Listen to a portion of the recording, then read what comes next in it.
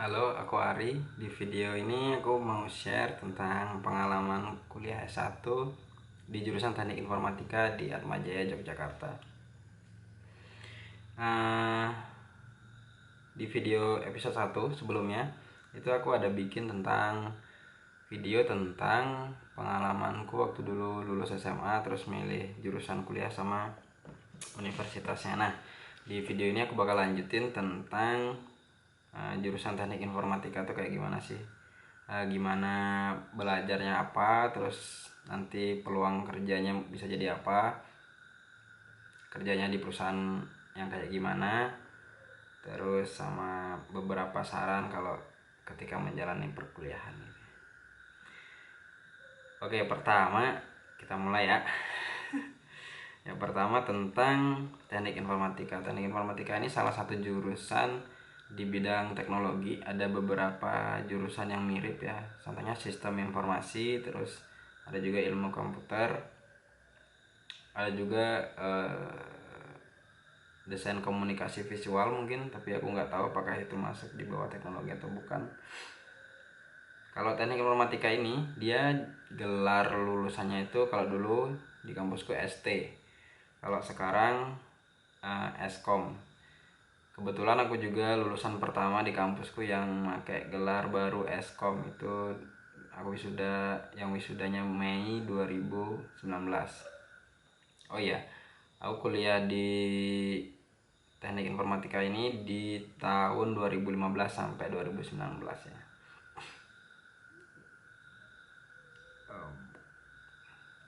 Ya, poin selanjutnya itu tentang kita belajar tentang apa aja sih di jurusan Teknik Informatika ini.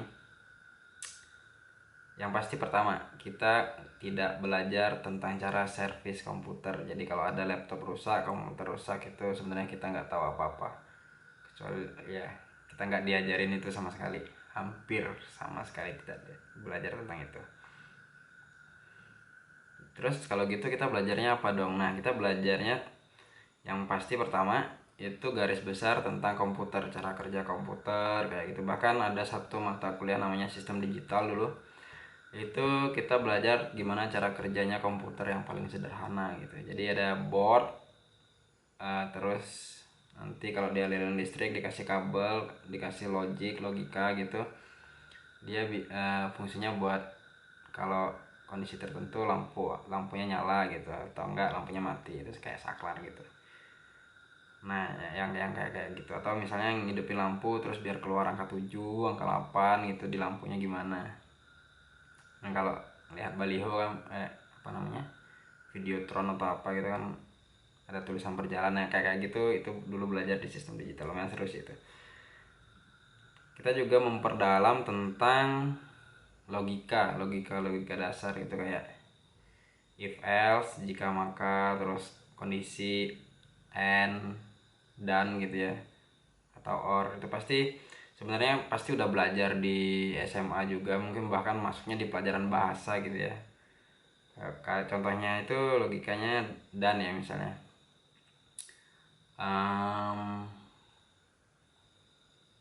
jika aku lapar dan belum makan gitu, maka aku akan makan gitu. Itu kan jika maka ada dannya juga gitu. Jadi aku akan makan kalau apa? Kalau aku lapar dan belum makan gitu. Jadi kalau aku lapar tapi aku udah makan, aku nggak bakal makan lagi. Nah, itu logika dan gitu ya.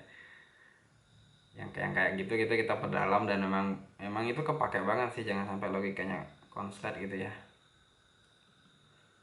Terus nah ini poin yang paling penting, kita belajar sebenarnya cara membuat aplikasi baik itu yang diinstal di komputer atau laptop, diinstal di smartphone ataupun tablet gitu ya, di HP Android, iOS. Itu sebenarnya kita belajar.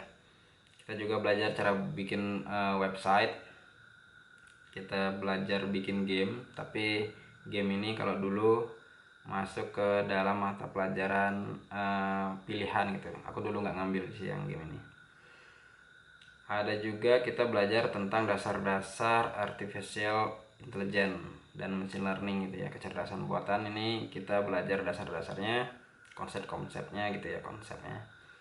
belajar juga tentang Internet of Things.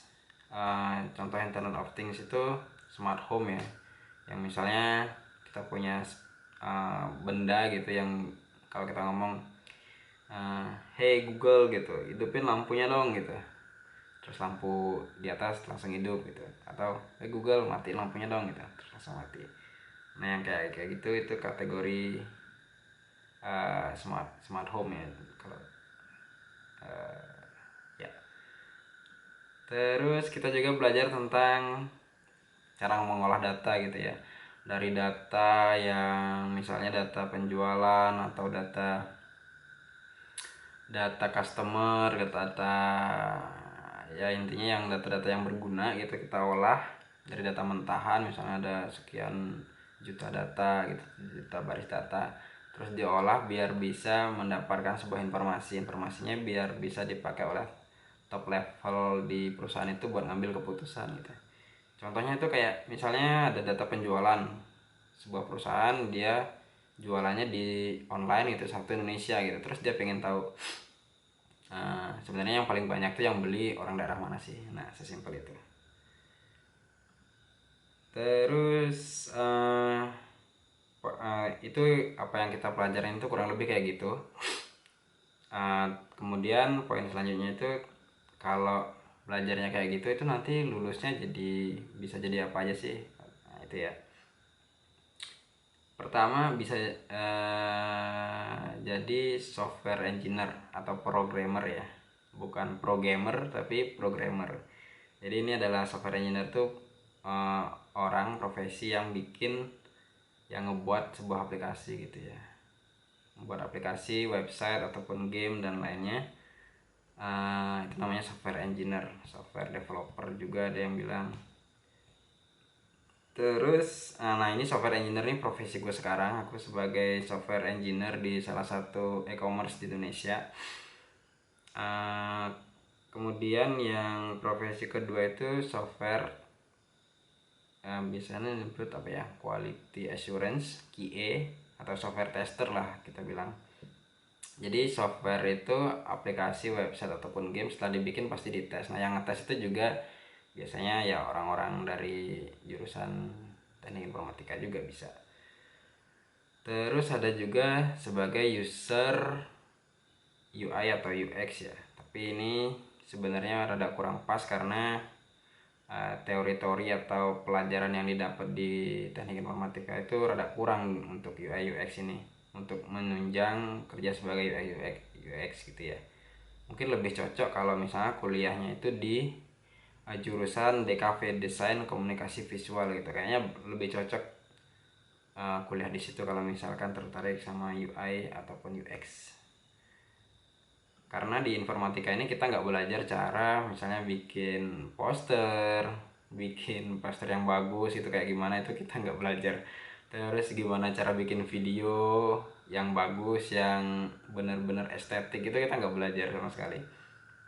Ya dasar-dasarnya kita mungkin ada lah mata kuliah namanya dasar multimedia gitu ya, itu kan ya yang dasar banget gitu, kita nggak belajar yang bener-bener biar jadi expert gitu ya, biar kualitasnya bagus tuh enggak sih. Jadi masalah konten itu enggak, kita nggak belajar di teknik informatika. Ada juga profesi selanjutnya itu tentang data engineer namanya, yang tadi tentang pengolahan data gitu ya. Nah, ini namanya data engineer. Terus ada juga PM dan PGM, mungkin bisa juga dari teknik informatika. Itu tentang profesinya. Kemudian perusahaannya kayak gimana sih contohnya.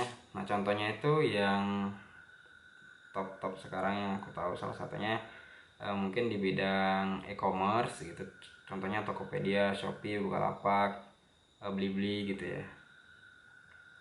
Mungkin juga bisa di Gojek, Grab, atau OVO, Dana, GoPay, Traveloka, Tiket.com. Nah ya perusahaan-perusahaan kayak gitu, itu tempat-tempat si orang-orang ini bekerja gitu ya, salah satunya saya. Terus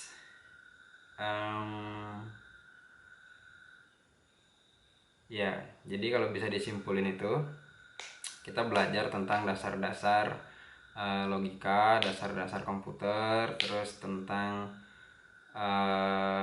artificial intelligence, terus machine learning, internet of things. Itu kita belajar dasar-dasarnya, pengolahan data, security juga, network juga kita belajar dasar-dasarnya. Tentunya kita tidak belajar tentang cara servis komputer, kita nggak belajar tentang bahasa desain yang baik, cara edit video, edit foto. Itu lebih ke jurusan DKV kalau yang aku tahu ya, desain komunikasi visual. Terus profesinya itu bisa profesi yang cocok ya, lulus dari sini teknik informatika tuh bisa jadi programmer atau software engineer, bisa software tester, mungkin juga UI UX, tapi itu kurang relevan sebenarnya. Bisa juga data engineer, PM atau PGM, ada DevOps juga, ada security juga, dan masih banyak yang lainnya gitu. Terus aku pengen kasih saran kalau boleh ya, kalau mau didengerin, buat teman-teman yang mungkin nanti bakal kuliah atau sekarang lagi kuliah di teknik informatika. Jadi kalau kuliah itu, kalau saranku jangan sekedar 3D ya, datang duduk diam. Jadi ikutilah kegiatan-kegiatan yang ada di kampus gitu, kegiatan di kampus yang di luar pelajaran. Contohnya apa? Ikut kelompok studi. Aku dulu ikut kelompok studi pemrograman, terus ikut organisasi atau himpunan di kampus untuk melatih skill komunikasi, teamwork kayak gitu. Terus ikut juga lomba hackathon tuh ya, lomba ngedesain aplikasi atau website gitu lah. Terus yang kedua, selain ikut kegiatan di kampus itu juga kalau memungkinkan ya coba jadi asisten dosen. Asisten dosen kalau aku dulu itu mulai dari semester 4 udah bisa. Jadi per semester sampai semester 7 atau semester 8 tuh aku jadi asisten dosen. Beruntungnya banyak banget manfaatnya. Jadi manfaatnya salah satunya selain dapat manfaat yang pastinya dekat sama dosen, terus yang kedua dapat uang saku, tiga ngelatih skill komunikasi yang jelas karena kita sering menjelaskan sesuatu kepada mahasiswa gitu ya. Itu beberapa manfaatnya kalau jadi asisten dosen. Terus poin yang ketiga nih, pelajaran di kampus itu nggak bakalan pelajaran di kampus itu sebenarnya sangat-sangat tidak cukup. Jadi itu tuh cuman pelajaran dasar-dasarnya aja, kulit-kulitnya aja. Kita harus benar-benar mendalami lagi hal-hal yang memang penting, karena kan kita dapat pelajaran banyak banget ya selama kuliah itu. Jadi nggak semuanya itu relevan sebenarnya sama profesi yang bakal kita pilih nantinya gitu. Misalnya kayak aku jadi software engineer itu, sebenarnya ada banyak banget pelajaran yang kurang relevan gitu kalau di profesiku sekarang. Bahkan mungkin ada pelajaran yang nggak relevan ke beberapa profesi yang tadi aku sebutin ya. Jadi kita tetap harus ngulik sendiri gitu di luar perkuliahan. Nah untuk itu makanya aku menyarankan buat poin keempat, manfaatin waktu magang gitu ya. Magang itu biasanya semester 6 atau 7, manfaatin dengan baik. Jadi kalau bisa ketika magang itu kita udah tahu kita pengennya nanti berprofesi sebagai apa setelah lulus dan pas kerja gitu. Nah di situ nanti akan belajar banyak banget justru di ketika magang gitu. Kalau bisa magang ambilnya jangan cepet-cepet, jangan cepet selesai gitu ya, agak lama nggak apa-apa, yang penting ilmunya dapat. Ya poin terakhir itu, kuliah itu sebenarnya kalau menurutku ya, setelah sekarang kalau aku ambil kesimpulannya, kuliah atau sekolah itu sebenarnya tujuannya buat membentuk diri gitu ya, nyari ilmu, bukan cuma nyari nilai-nilai doang gitu, bukan cuma nyari IPK. Nah IPK tinggi itu bukan berarti nanti di tempat kerja dia lebih jago kerjanya, itu enggak sama sekali. Jadi IPK itu ya cuma sekedar angka buat sampai di meja HRD buat naruh CV, udah itu aja sebenarnya.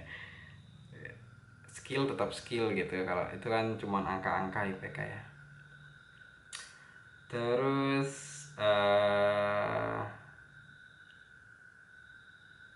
ya itu aja sih sebenarnya yang pengen aku share. Kalau ada yang kurang bisa ditanyain aja di bebas lah, di mana, di kolom komentar atau di mana. Itu aja, thank you.